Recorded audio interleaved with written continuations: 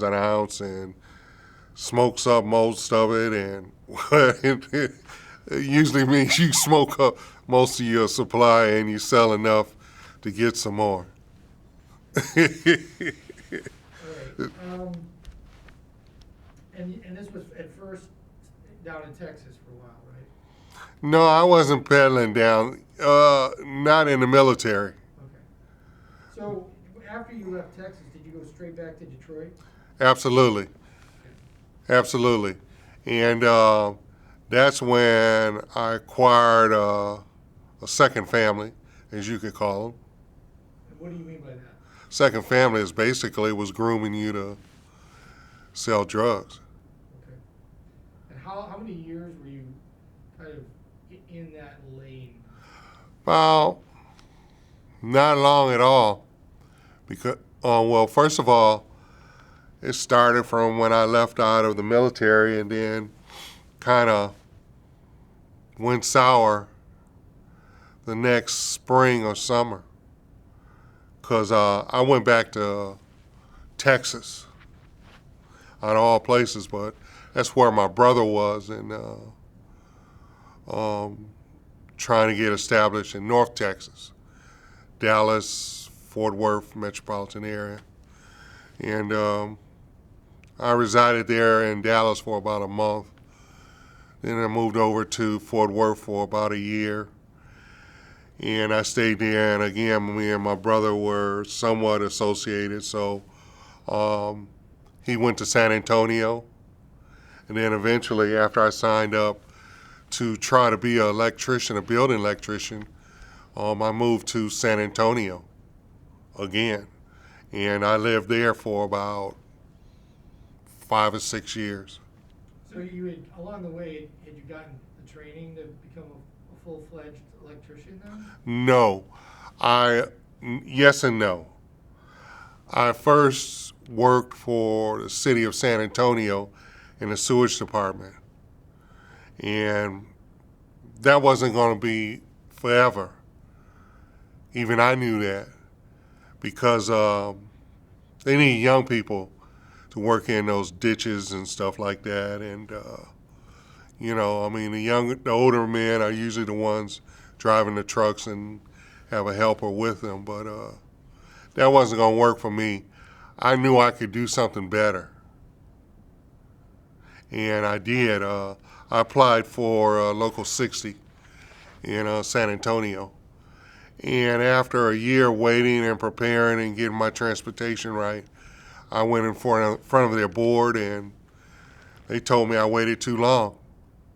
I should have came in when I didn't have transportation.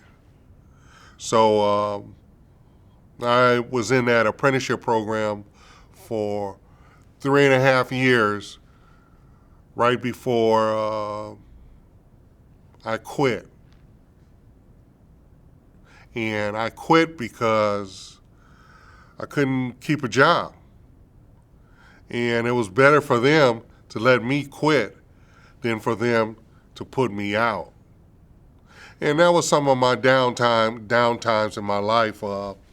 I resented that a lot, but I resented the most because I was in a toxic relationship, personal relationship, and it was visible in my professional life. Were you still also dabbling with drugs too at the time? Off and on, but it was still friends and associates because I didn't have any family down there. All right. You talked about this pivot point. Do you want to talk about the pivot point? Yeah.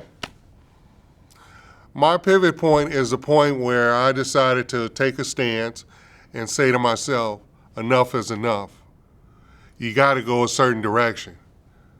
You're not going to get high all your life, and even if you're productive on your job or where I was at, that's great. But I said that I was going to take on a position where I was going to not be a loser. A loser is somebody that quits. A loser is somebody that's always fail and their opportunities, lose. And this was there the pivot point, where I wanted to win. You know, and I also wanted to do something where I could hold back on and say, hey, I did this, I graduated from this is what I've done with my life, and this is where I'm going. And I had to really, really deep down inside, and that's where I found Narcotics Anonymous also, which was a nice help too to me, but to church members or family. It was one of those deals where they say, well, you may have been associated with them now, but you don't want to be associated with them all your life. And you know, I'm not ashamed to say I was an addict. The difference is I'm an addict in recovery now. And when my best friend came back from Australia,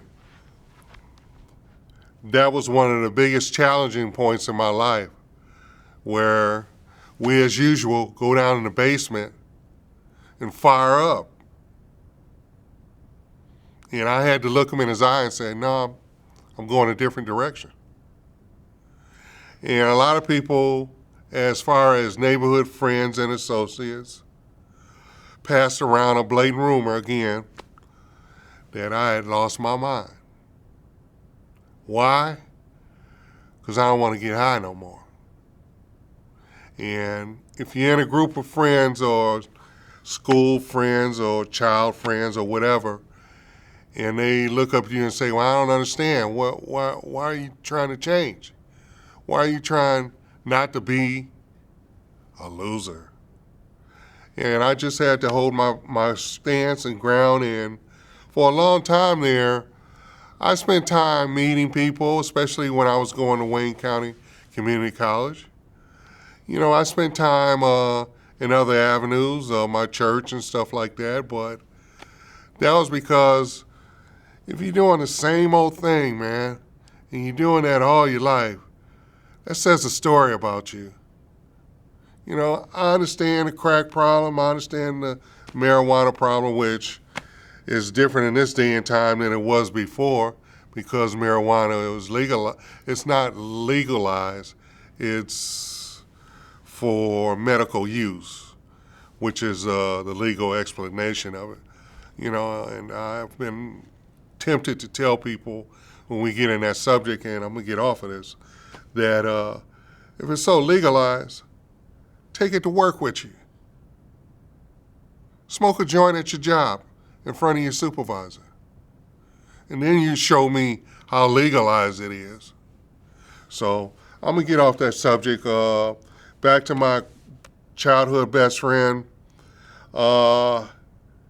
He kept doing things, then he fell out with his wife and kids in Australia, and he came back to the United States, and he continued on his path.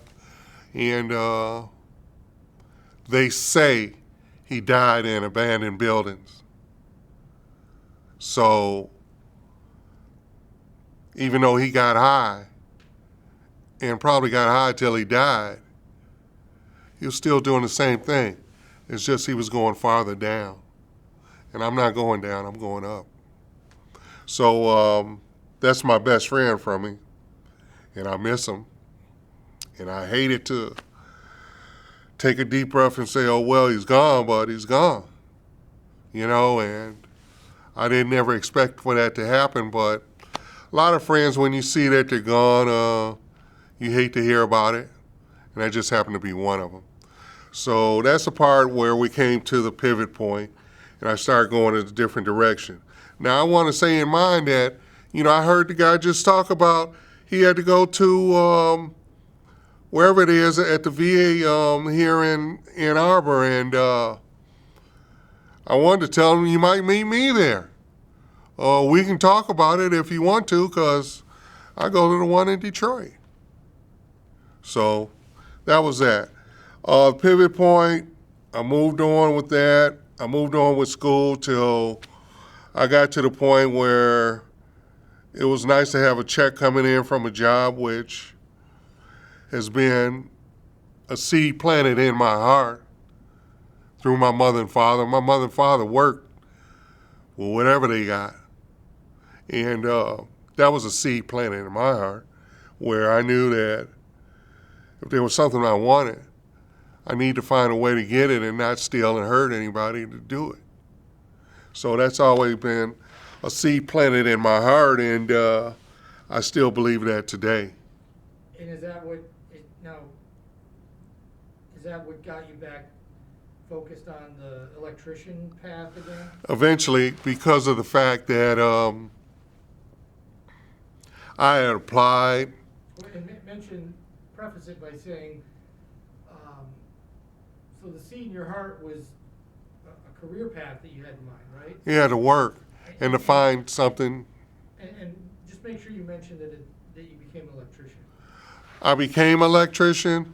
I graduated as an electrician. I worked as an electrician. And now I just have a decision that I want to do something else. And that's why I'm